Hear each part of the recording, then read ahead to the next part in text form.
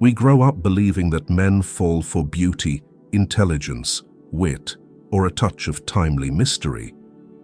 But the truth is, what makes a man truly love, truly commit, isn't found in what you display outwardly, but in how you make him feel about himself when he's with you.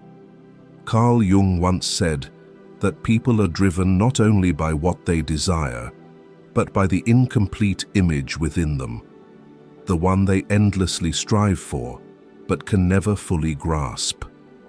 And when you become the mirror, reflecting their best possible self, true love begins to take root. This isn't the art of seduction. This is the psychology of profound connection. So, how do you wisely touch the masculine ego without manipulation, without sacrificing yourself? In today's video, we'll explore 7 profound principles rooted in Jung's philosophy that will not only help you capture his heart, but also awaken the man he's always longed to become. As usual, I have a small challenge for you.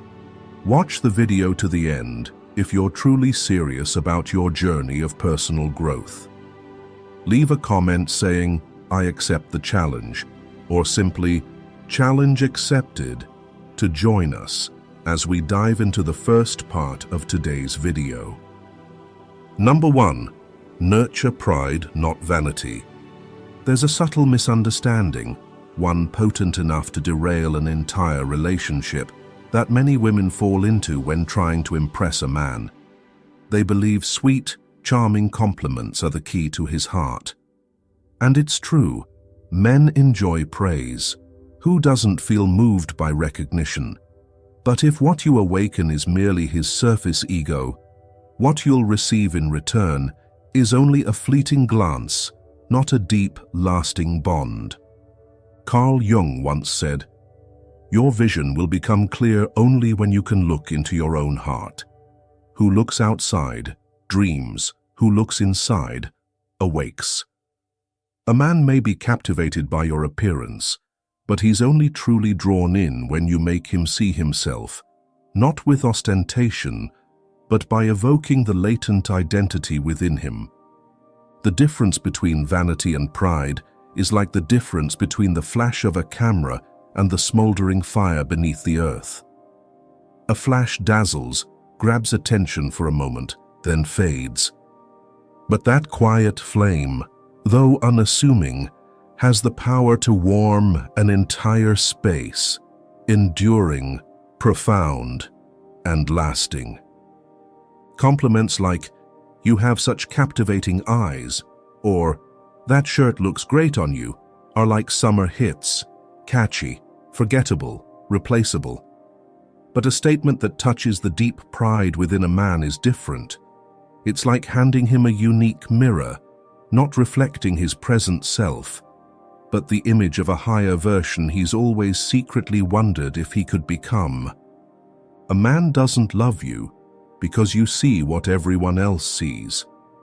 He loves you when you see something he isn't even sure exists within himself. Imagine a young man struggling in his career, not yet successful, but refusing to give up. He hears plenty of hollow encouragements. "Keep going, it'll work out," or "Good luck." But one day you look him in the eye, no pity, no platitudes, and say, "I see something in the way you think, something that transcends your current circumstances." It's like your mind is operating on a level the world around you hasn't caught up to yet. That brief statement strikes at the core of his ego, making him feel not just heard, but understood to his very bones. It's an affirmation not for the loud ego, but for the quiet one screaming to be validated. Here's the crux. Vanity is something anyone can offer, but pride is something only a person of depth can ignite. Vanity thrives on comparison. "You're more handsome than that guy. You're smarter than my friend."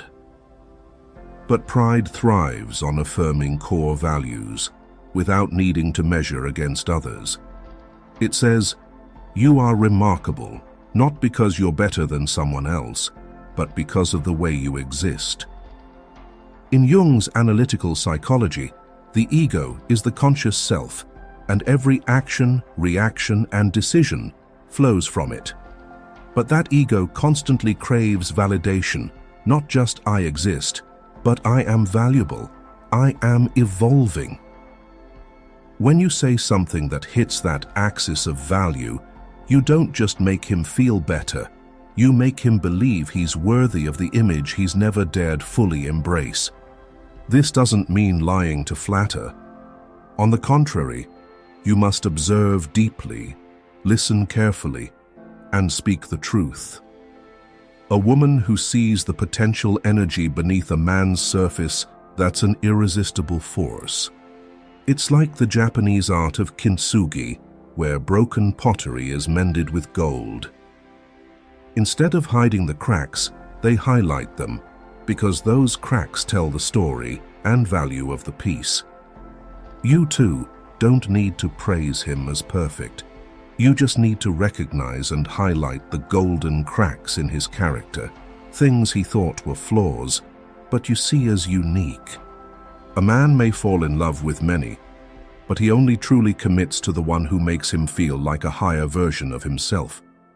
And it begins with a look, a word, a moment when you make his ego feel, "She sees me." Not the outer shell, but the part I haven't dared to show. Carl Jung once said, "We are not what happened to us, we are what we choose to become." And when you're the first to reflect what he chooses to become, even if it's still vague, you plant a seed no one else can replicate. Number 2, let him conquer you, but make it worthy. But for that seed to grow into a lasting bond, it needs something else. A challenge. Not a game, but a journey he must embark on if he wants to truly reach you. Because the masculine ego doesn't just thrive on recognition, it blossoms in the feeling of triumph. He needs to feel he's won you, not because you're difficult, but because you symbolize something higher, deeper, not easily possessed. Carl Jung said, "There is no coming to consciousness without pain." In the context of love, this means true connection doesn't come from what's comfortable or easily attained, but from what forces a man to rise to be worthy. You don't need to build walls, but you shouldn't leave the gate wide open either. Just enough distance, a touch of uncertainty, and moments when you choose to step back, not to evade, but to give him the chance to step forward on his own. That's where love matures. Imagine standing in a forest. A beautiful flower grows by the path. You bend down and pick it without thinking. It's lovely, but not special. But if a rare flower blooms atop a cliff, to reach it, you must climb, sweat, and strive. When you finally hold it, it's not just a gift, it's part of a journey you'll never forget. Have you ever felt like that flower, plucked too quickly, then forgotten too soon? If you've experienced this, share that feeling. Your story might help another woman hold on to her value a little longer.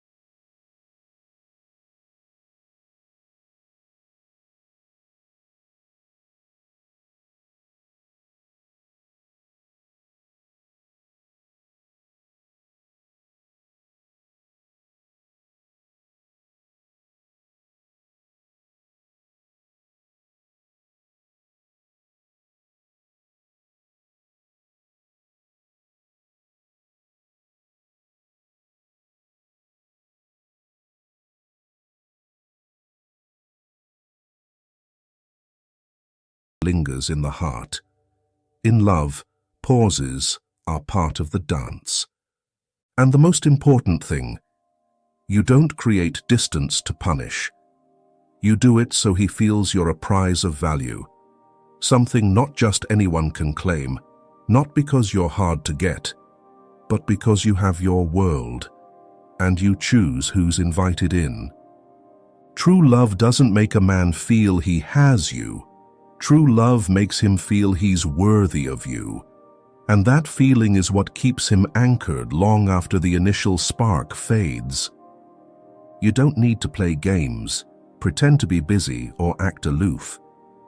Just live authentically in your values. Don't reply to a message when your heart isn't ready. Don't nod to half-hearted promises. Don't fear creating a little space, because sometimes what awakens the ego is the echo of distance. And when he begins to change, not because he's pressured, but because he wants to be worthy of you, that's when the real journey of growth begins. But to keep that journey from stalling at the conquest, you need to reach deeper, to the part even he hasn't fully defined. The ideal self. Number 3, reflecting the ideal self, the archetype he aspires to become. Carl Jung called it the ideal self, the idealized image each person carries in their unconscious, an unformed entity that lingers like a faint flame in the darkness. For men, this ideal self often takes the form of someone strong, commanding, successful, admired, yet possessing depth and inner direction. It is what he yearns to become, though he may not dare voice it aloud. The intriguing truth is this: very few people truly see that version of him. Most only respond to what he outwardly projects, his job, his manner of speech, or the persona he constructs. But the person he cannot forget is the one who reflects what he has not yet become, but secretly longs to be. Not because she embellishes or flatters, but because she perceives a version of him that no one else has named. Imagine a man standing at a career crossroads, outwardly strong, but inwardly riddled with doubt. An ordinary woman might ask, "What are you going to do next?" But a woman who truly grasps the essence of the ideal self looks deeper and says, "I feel like you were made for something greater. Not just a job, but a legacy. It's as if you haven't yet found the right stage to shine." Those words, when born of genuine intuition, are not mere praise. They are an awakening. He doesn't just feel understood, he feels seen in a way he had forgotten. In that moment, you cease to be just a woman in his eyes. You become a sacred mirror, reflecting the image he is willing to evolve toward. Jung once said, "Thinking is difficult, that's why most people judge." Thus, when you are the first to see his untapped potential, your gaze becomes a map guiding his inner journey of growth. This is why, for some women, a man may transform his entire life, not because they control him, but because they see themselves more clearly in her presence. But here lies a crucial point. You must not mistake yourself for the changer of men. This is not about salvation. You are neither his guide nor his teacher. You are simply the one who sees, without judgment, without pressure, without embellishment, only seeing and believing. That presence holds more power than any argument. You must become the person who makes him feel, "She sees this in me, so I want to believe it's true." Not because you need him to change, but because you naturally believe it exists. And the male ego, forever caught between doubt and affirmation, will cling to that gaze as a psychological anchor. What's remarkable is this: When you awaken the ideal self within him, every moment he spends with you carries the feeling of, "I am closer to the person I want to become." That is the most addictive sensation for the ego. Not possessing you, but becoming a better version of himself with you by his side. True love is not merely closeness, it is transformation. And a wise woman does not create transformation through sacrifice or control, but through rightful presence, timely words, and a gaze deep enough to pierce the surface. You don't need florid language. Sometimes a simple sentence born of intuition and keen observation is enough to stir a restless ego lost in silence. When you speak, don't speak to the present, speak to the potential. Don't merely affirm who he is now. Call forth the version of him that is budding, but which he hasn't yet dared to acknowledge. For when a man loves, not only because of who you are, but because of who he becomes in your presence, that love does not easily fade. It is tied to his deepest self, to his most secret dreams, and to the belief that you are part of his journey toward fulfillment. Number 4, challenging with respect. Yet, no inner growth occurs without conflict, without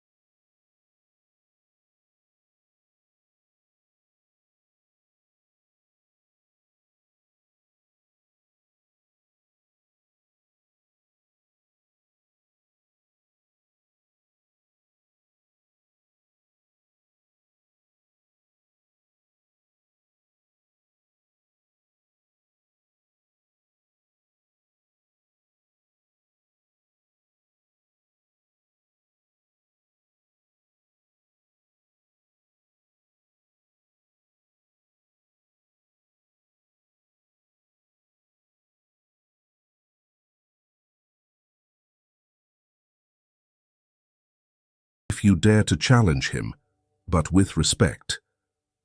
This is an art, a delicate thread between igniting potential and triggering defensiveness. Like a skilled teacher who doesn't instruct through reprimand, but through faith that the student will go further, if awakened rightly. To do this, you must see him not only with loving eyes, but with the eyes of someone who believes in evolution. You don't challenge him because he disappoints you. You challenge him because you know something greater awaits him. Remember, men live under the pressure to be okay. They are rarely allowed to doubt, rarely permitted to show insecurity. Beneath the sturdy exterior is a silent dialogue with themselves. Am I good enough? Am I on the right path? Most of the time, he pushes through, not out of strength, but to avoid being seen as unprepared. Thus, when you are the first to see that inner struggle without judgment and pose questions that make him think without wounding him, you create a rare space, a space for psychological growth. This is not indulgence, nor is it suppression. It is an awakening through a profound gaze. You challenge him not to control him, but to see him surpass himself. And when this resonates, the man begins to tie his personal growth to your presence. That is the kind of love that keeps him from leaving, not because you always make him feel good, but because you are the only one who makes him feel he can be better. And that, to the male ego, is 1,000 times more compelling than praise or pampering. Carl Jung once said, "A man who has not passed through the inferno of his passions has never overcome them." If you are the one who dares to walk beside him in that inferno, not to lead the way, but to hold the light for him to find his path, you become part of his awakening journey. Number 5. Empowering the role of the protector. When you are the one who makes him confront his limits while still feeling respected, you do not merely touch his ego. You delve into what Jung called the heart of the individuation process, where the self is no longer shielded, but begins to transform. And at this intersection of vulnerability and potential, an ancient archetype in the male psyche begins to stir: the protector. In the collective unconscious, a central concept in Jung's analytical psychology, there exist primal patterns called archetypes. These are vivid, timeless symbols that shape behavior, dreams, and the deepest layers of human identity. For men, one of the most powerful archetypes is the hero or the protector, the figure who stands between the world and danger, not merely to fight, but to safeguard what is sacred. Yet, crucially, this archetype does not awaken unless there is something worth protecting. Herein lies the mistake of many modern women. In striving to prove they need no one, they inadvertently strip away the most instinctual role a man yearns to embody. They believe that absolute independence earns respect. But psychology reveals the opposite. A truly strong woman is one secure enough to create space for another's strength to coexist alongside her own. Empowering the protector does not mean becoming weak, dependent, or feigning helplessness. It is about allowing him to step into a role deeply meaningful to the male ego without diminishing you. Instead of saying, "I can handle everything, I don't need anyone," you might choose to say, "I feel secure when you're here."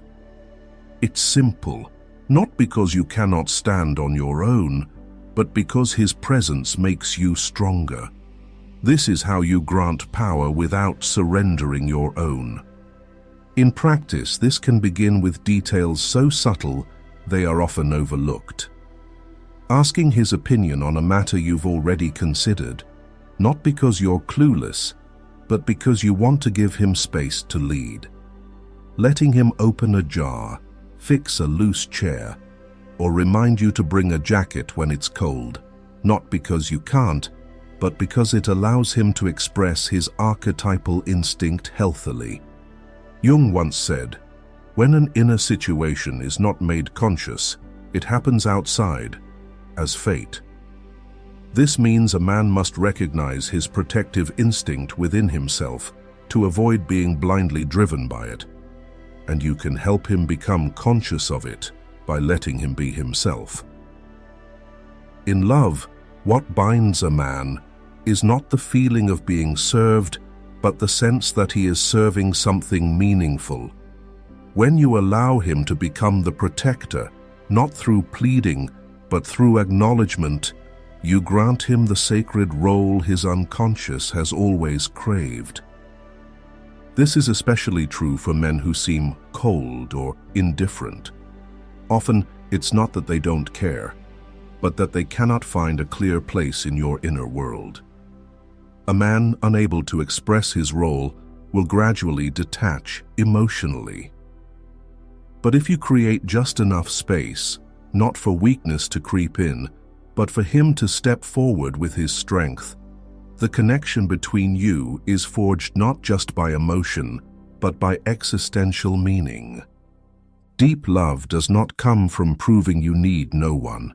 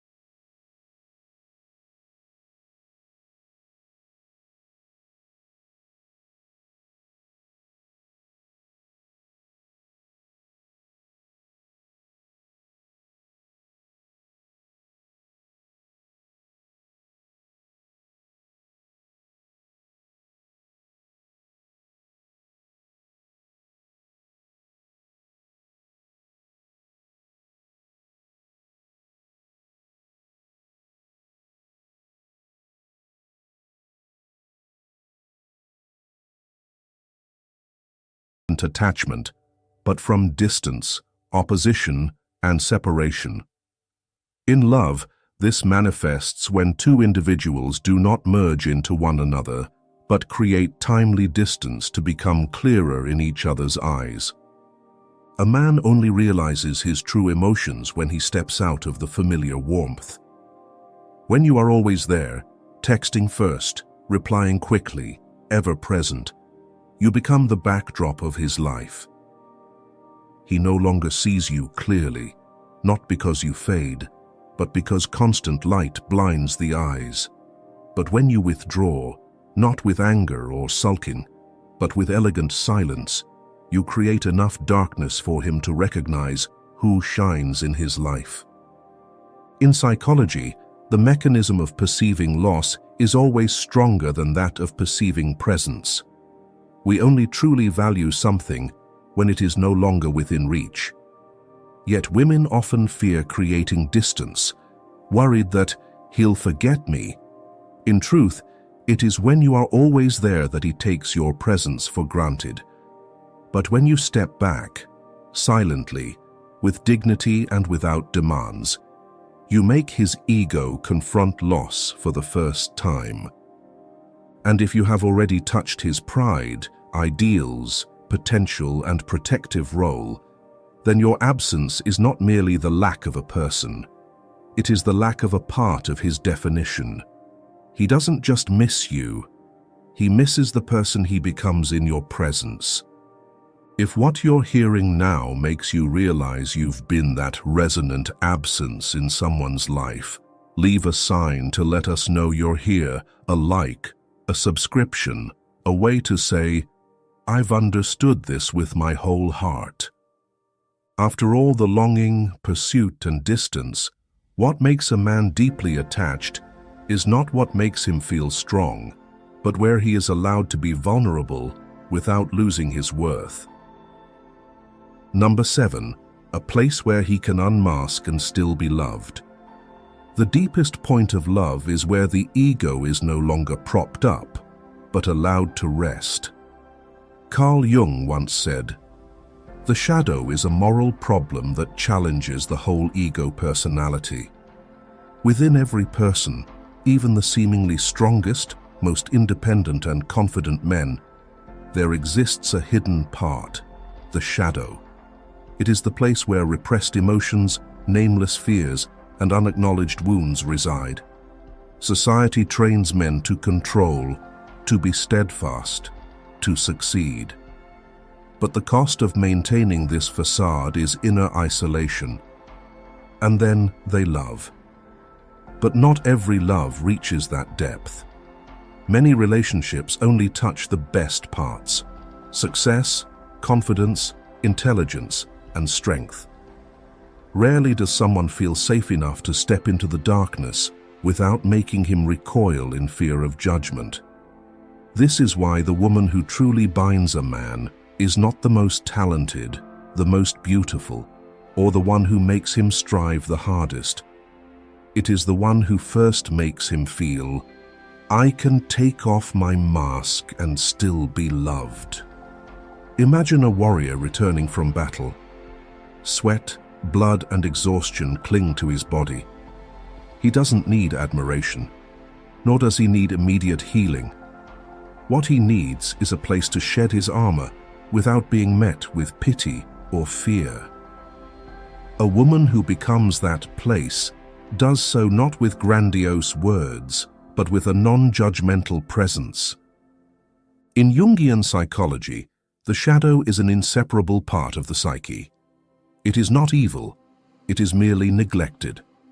And the individuation process cannot be complete without daring to face and embrace the shadow.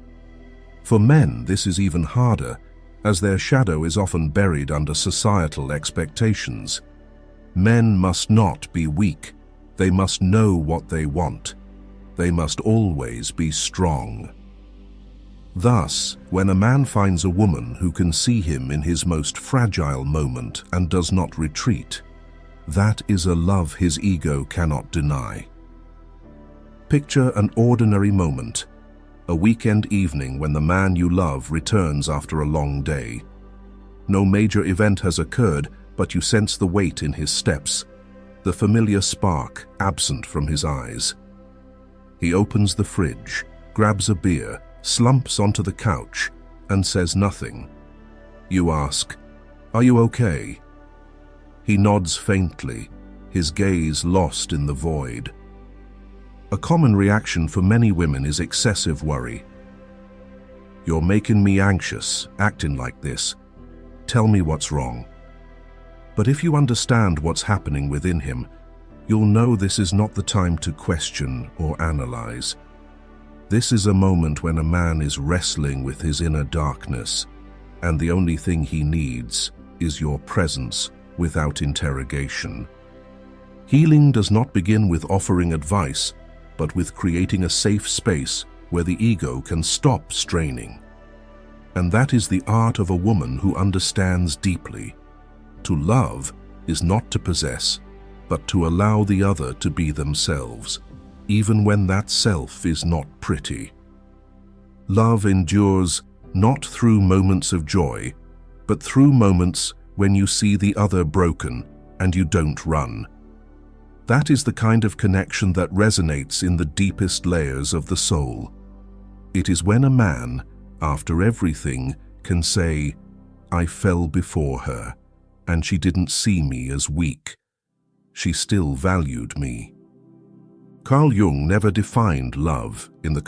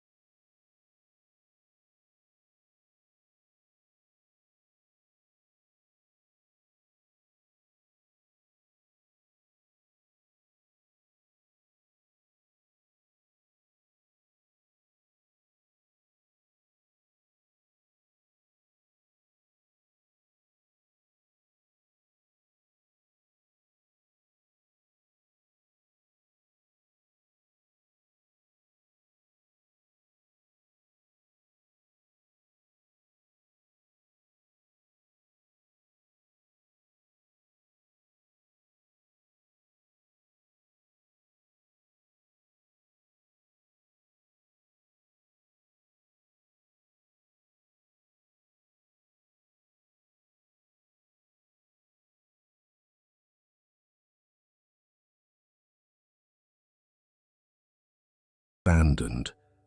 This belief is like an invisible net. It seems protective, but in reality, it imprisons.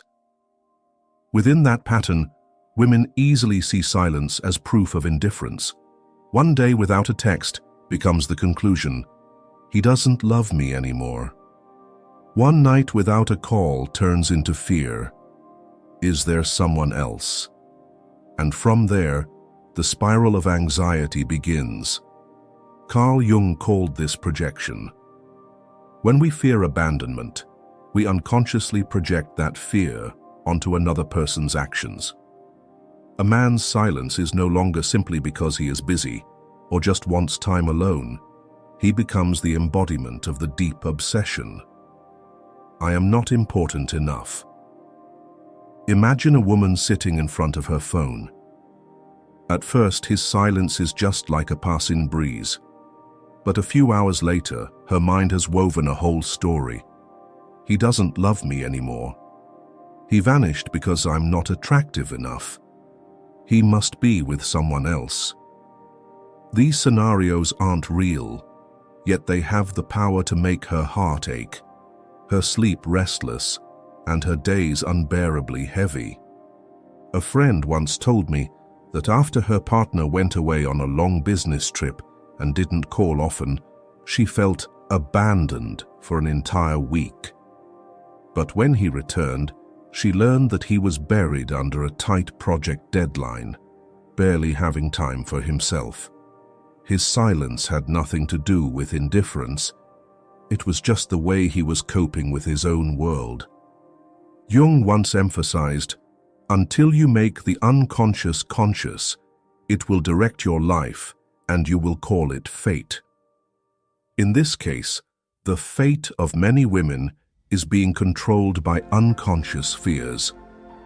They don't hurt because he is silent, but because the silence touches their wound. The fear of not being enough, of being left behind. Think of a distorted mirror. When you look into it, your face is warped. But the truth isn't that you are ugly, it's the mirror that has twisted the reflection. In love, it's the same. When the mind is ruled by false beliefs, we see silence as proof that we no longer have value. But in fact, it is the fear within that is the distorted mirror. If we pause, we will see there are countless reasons someone might choose silence. Work pressure, a need for space, personal habits, or simply different ways of expressing affection. But when we believe in the formula, care equals constant messaging, we only see the other person through the lens of our own fear. The solution here is to heal the fear of abandonment. When no longer controlled, another person's silence loses its power to shake us. We can observe it, understand it, but not treat it as a denial of our worth. Men and women are taught different scripts by society. Women are taught to measure love through clear signals. Men are taught to suppress emotions, to express less. Instead of seeing them as cultural scripts, many women see them as their own fault. He's silent because I'm not good enough. And that is the trap to break free from. Have you ever been caught in that spiral? Ever felt your heart trembling just because a green dot didn't light up or a message didn't arrive? If so, remember, the pain doesn't come from the phone, nor from him, but from the false belief that silence equals abandonment. And when you change perspective, you'll see a new door open. Silence is no longer a sentence, but an invitation to listen to yourself, to heal old wounds, and to see the other person as a complex human being, not just a character in a script written by society. If you continue to believe in this trap, you will remain stuck in an emotional chase where happiness depends on someone else's behavior. But if you dare to step out, you will discover a new freedom. The freedom to see reality as it is, without the lens of fear. And that is the very first step toward a deeper question. When he disappears, what does the silence really mean? A question we will continue to decode in the next part. What do you think? Out of 100 men who vanish without a word, how many are truly silent because they are battling themselves, and not because they have left the relationship? Leave the number you guess in the comments and see how others perceive this. Number 2. When silence is an unconscious test. There is a truth many women don't expect. Sometimes, a man's disappearance without explanation is not meant to hurt you, nor necessarily because he has lost feelings. In many cases, it is an unconscious test, an instinctive reaction happening even when he is not fully aware. He withdraws, doesn't reply, doesn't show up, as a way to observe, how will she react when I am absent? Will she collapse, chase after me, or still maintain her peace? Carl Jung once emphasized, the unconscious mind of man sees correctly even when conscious reason is blind and impotent. When a man disappears, he may not consciously plan to test you, but unconscious energy still drives him to act that way. Your reaction at that moment reveals so much.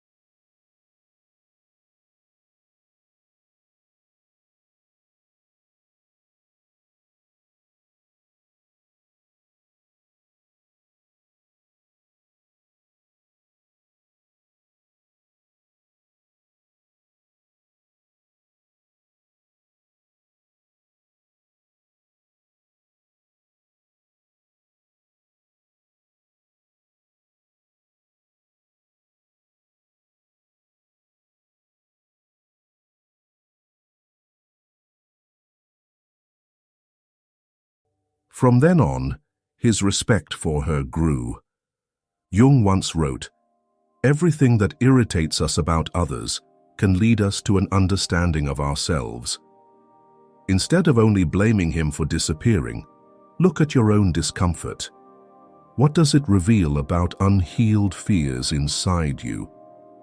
What does it show about the dependence you need to let go of? The paradox is, the more you worry and chase after him during his absences, the further you push him away, because his unconscious will sense you cannot stay balanced without him. And this both creates pressure and diminishes attraction.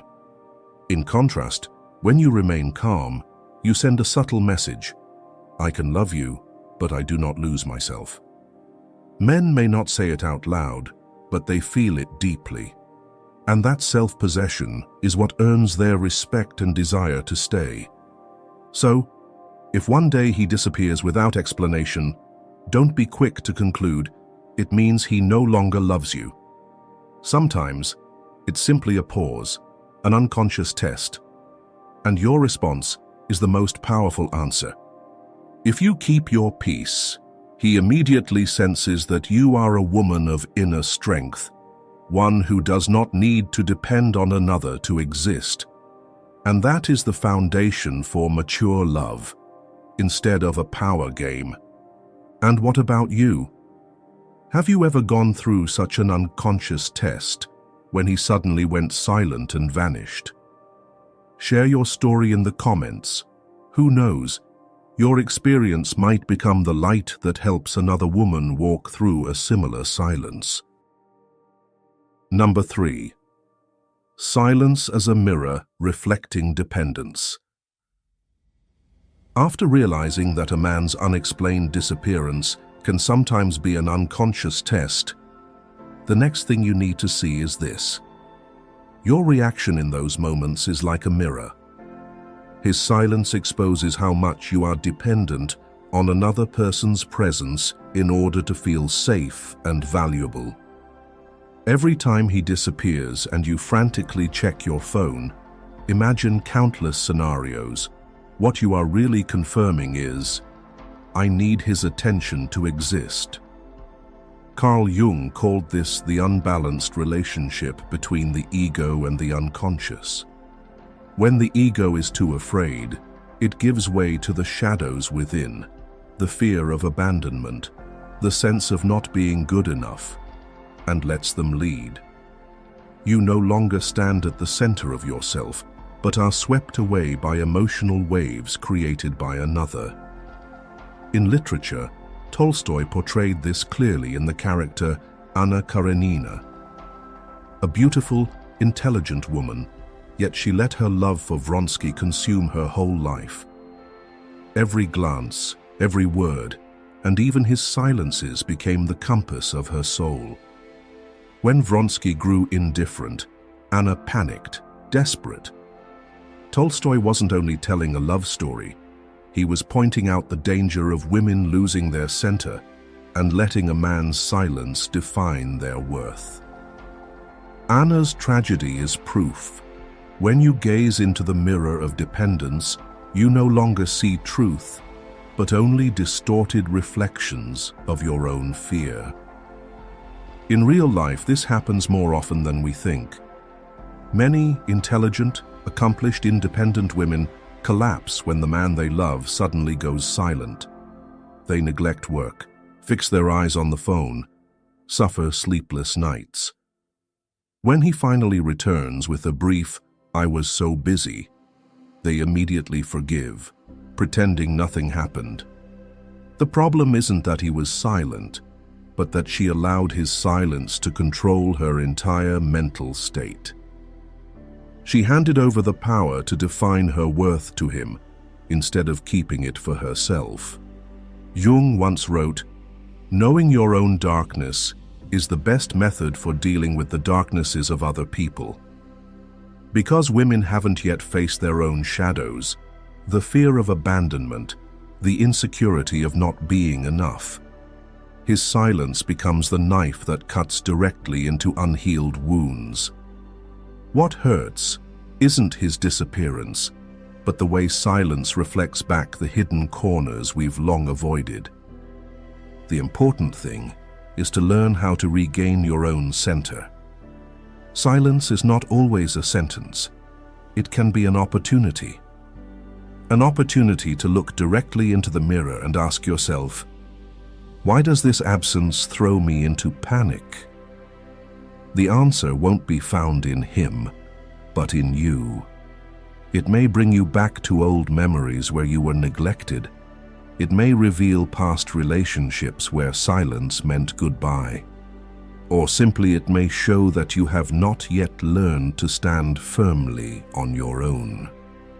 One woman shared that after repeatedly suffering breakdowns over her partner's disappearances, she set a new rule for herself.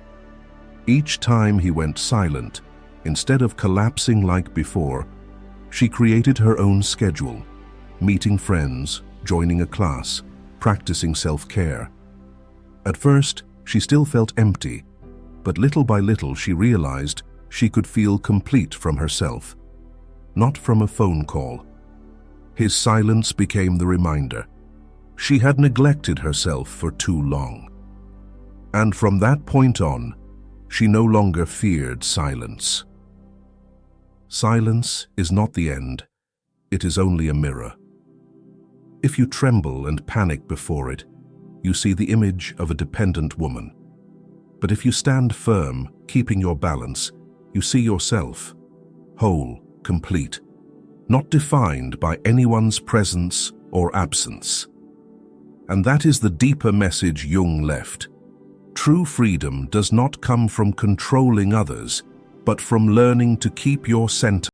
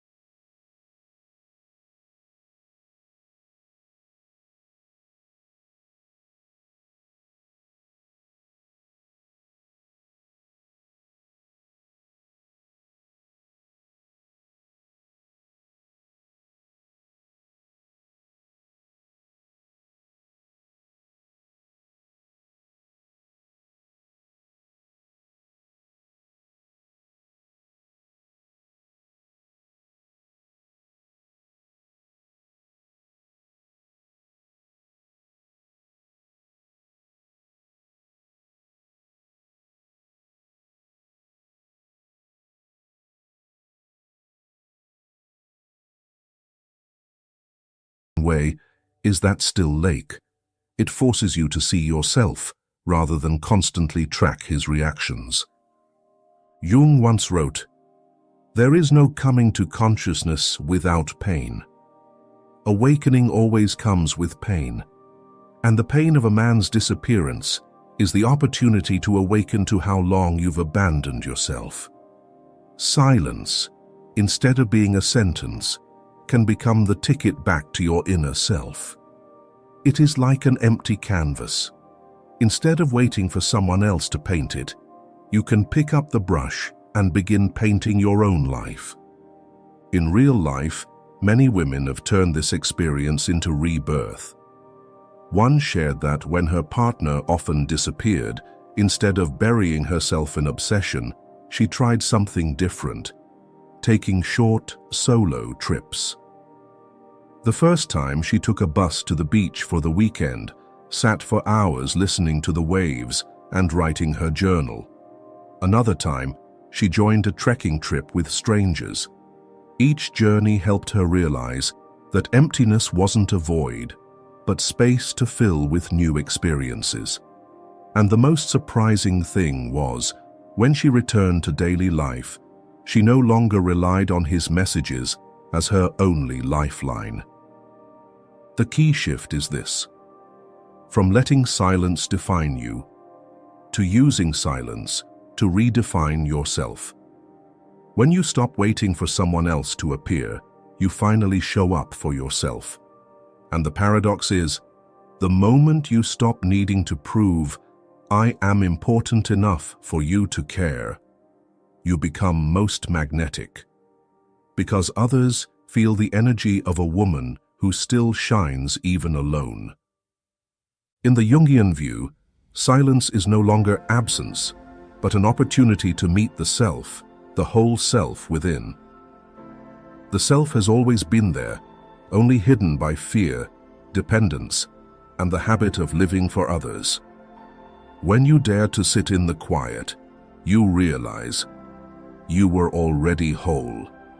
And from that wholeness, you can enter relationships without being swept away.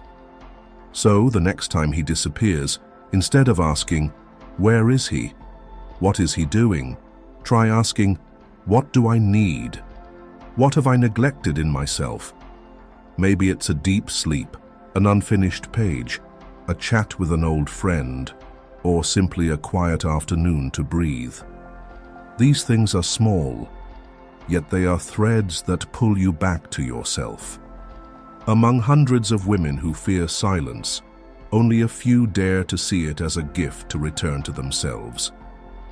If you are one of them, leave the sentence, "I am whole even in silence," in the comments, as a sign that you are truly beginning the journey back to your true self.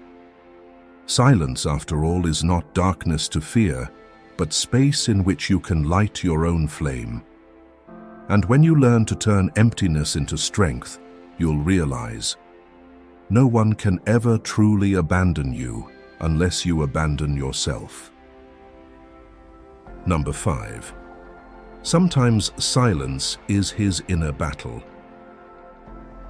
If silence is not merely indifference, but the echo of a battle he himself is facing, have you ever tried to see it as an invitation to understand, rather than simply as abandonment? We are taught to see silence as avoidance. No text means no care, no call means no love. But if we pause and look deeper, we see that some silences are not aimed at us, but are his struggles with unresolved parts of himself. Carl Jung emphasized, "One does not become enlightened by imagining figures of light, but by making the darkness conscious." Perhaps at the very moment he disappears, he is confronting his own shadows, anxieties, wounds, or fears he has no words for. Picture a warrior entering a dark forest. He wears armor, yet his heart trembles because the enemy is not outside, but hidden in his own insecurity. For many men, love awakens deep fears: fear of commitment, fear of not being good enough, fear of being hurt as before. And since they were never taught to speak about emotions, silence becomes their only shield. A woman once shared how her boyfriend often disappeared without reason. She suffered, assuming it was indifference.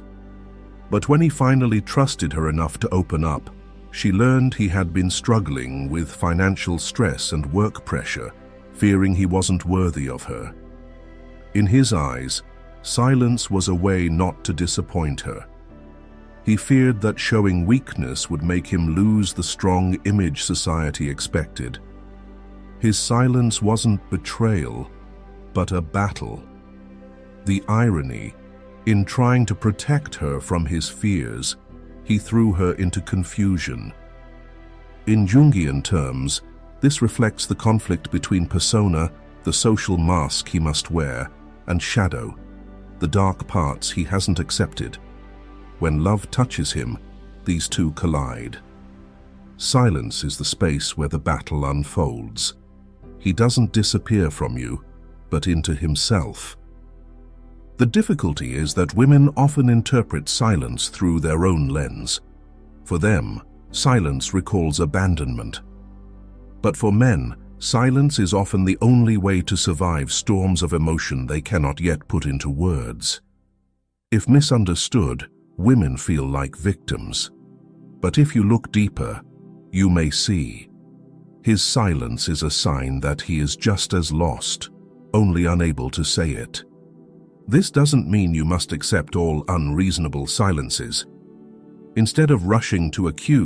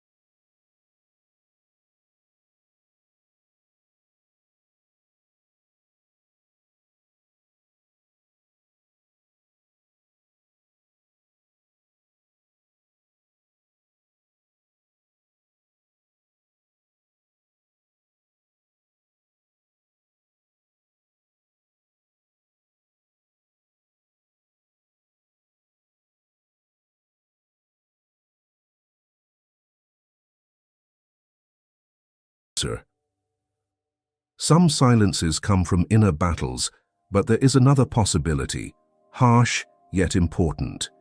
He is no longer interested, not mature enough to face things directly, or doesn't want to continue. This is the hardest to accept, because the human heart always hopes. When he disappears, you invent countless excuses. But if the silence repeats, without effort to return, the truth is not about you, but about him. Carl Jung once wrote, "What you resist not only persists, but will grow in size." In love, if you avoid the truth that silence is the answer, you get trapped in illusion, wasting energy on someone who has already left the game. A clear sign of this in modern life is the culture of ghosting, vanishing completely with no explanation. It reveals a truth. Many lack the courage to refuse directly. Silence in this case is not creative pause or reflective mirror, but a closed wall. And instead of knocking endlessly, the wisest choice is to accept the door is locked. From the man's view, one admitted he chose silence to leave because he feared seeing his girlfriend's tears. He knew his feelings were gone, but lacked the courage to say goodbye. In his mind, silence was a gentler way, so she would understand without anger. But he admitted it was immature, because it left her with deeper wounds, sleepless nights asking, "What did I do wrong?" The irony, silence sometimes hurts both. For women, recognizing silence as an answer is the turning point of liberation. Instead of exhausting energy decoding a mystery that doesn't exist, you stop asking, "Where did I go wrong?" and ask, "What does this disappearance say about him?" If he's silent because he's busy, he will come back and explain. If he's silent because of inner battles, signs will show. But if silence is endless, with no effort to reconnect, it is no longer testing or struggling, it is a choice. And that choice is not you. A therapist told of a client who waited almost a year for her ex to contact her after he vanished. Every day she checked her phone dozens of times, clinging to scraps of memory. But in therapy she realized what she waited for wasn't him, but validation of herself.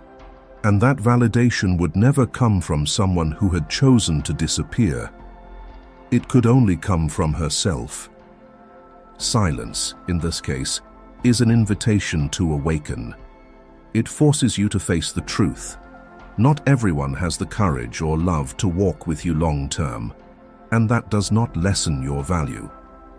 On the contrary, it gives you the chance to break the illusion and save your energy for a worthier relationship. Imagine standing before a closed door.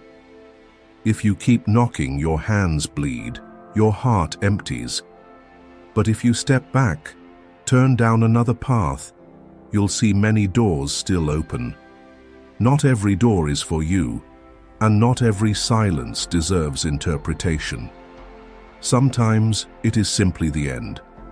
The key is to learn to distinguish. When silence comes with other efforts, signs he still cares, it can be necessary pause. But when silence is only repeated avoidance, you need courage to name it, ending. And the paradox is, the sooner you accept the end, the sooner you open to a beginning. At first it hurts, but within the pain, you learn an important skill. No one has the right to define your value through their presence or absence. The man who vanished may carry his cowardice, but you can still move forward, whole and enough. For as Jung once said, "I am not what happened to me. I am what I choose to become." You are not the silence someone left behind. You are the one who chooses how to walk after that silence, and you can turn his disappearance into your strength. Number 7. Transformation. From his disappearance to your personal power. After passing through all the layers of silence, from the trap of false beliefs, unconscious tests, the mirror of dependence, the opportunity to return to yourself, his inner battles, and finally the harsh truth. When silence itself is the answer, you will realize one common point. All paths lead you back to yourself. This is the essence of transformation, turning an experience that seemed to strip you of everything into the very energy that helps you rediscover your true being. Carl Jung once emphasized, "The privilege of a lifetime is to become who you truly are." And sometimes, you only begin that journey after a shock, when someone you trusted too much suddenly leaves, leaving behind a silence that seems impossible to fill. Imagine a seed buried in the earth. Outside it is dark, suffocating, seemingly abandoned. But in that very darkness, it begins to sprout, to root, and then to rise toward the light. His disappearance is like the soil covering you, forcing you to rise from within. This is no longer the journey of chasing after someone else, but the journey of constructing your own strength. In reality, many women have transformed silence into motivation in unexpected ways. I once heard about a woman who, after the man she trusted suddenly disappeared, didn't bury herself in tears as before. Instead, she signed up for a short course in financial management, a field she had always been afraid of. At first, it was just a way to fill the void, but gradually, the new knowledge opened up a different path. She became confident in investing, more proactive in her work, and began to feel a deep sense of inner strength.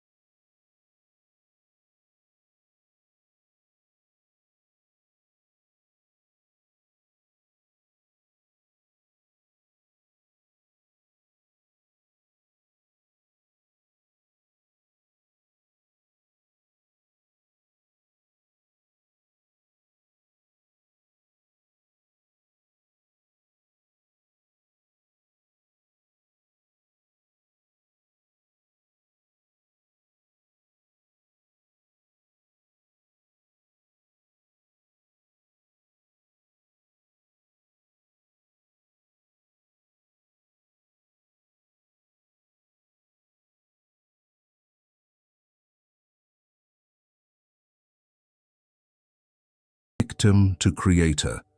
Next, nurture yourself with small but consistent acts. Wake up early for a walk. Write a page of honest feelings in your journal. Say no to something that doesn't align with you. Every small choice is a brick in the foundation of your self-mastery. Finally, remember this. True love never comes from begging, but from the meeting of two complete beings. When you learn to stand firm in silence, you become magnetic, not because you cling, but because you shine even when alone. Transformation, in the end, does not mean forgetting him. It means remembering him as a chapter in the book that led you to where you needed to be. The chapter of courage, the chapter of growth. And when you turn the page, you realize silence is no longer the end mark, but a comma that opens into a stronger journey. Remember, you are not the silence someone left behind. You are the one who chooses to turn it into strength, to walk on, to grow, and to become the most radiant version of yourself. By walking through the 7 layers of silence, you will come to an essential truth. What determines your future is not how long he disappeared, but how you chose to walk in that empty space. Out of the silence that once threatened to swallow you, a personal power can be awakened, the kind of strength that lets you stand firm, shine, and no longer be defined by anyone's presence or absence. A woman who understands this will no longer search for answers in someone else's silence, but will find herself in that stillness. And the paradox is this: the moment you stop proving, stop chasing, you become so magnetic that even the world must stop and listen. If today's message has touched you, don't forget to share this video so that more women can also find their strength in silence. And make sure to subscribe and turn on the notification bell so you won't miss any of the journeys we will continue to explore with Jung, where you will learn to stand firm and shine in your own way.